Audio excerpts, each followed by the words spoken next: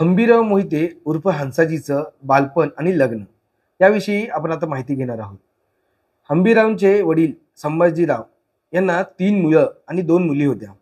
त्यापैकी हरिपराव, हंसाजी, शंकरजी, सोयराबाई आणि अनुबाई.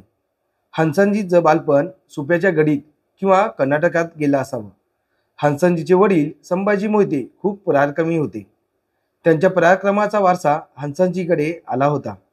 त्या काळी सरदार घराण्यातील सरदार पुत्रांना शिक्षण देण्यासाठी लष्करातील नामांकित सैनिक आणि पंडित नियुक्त केले जात असत.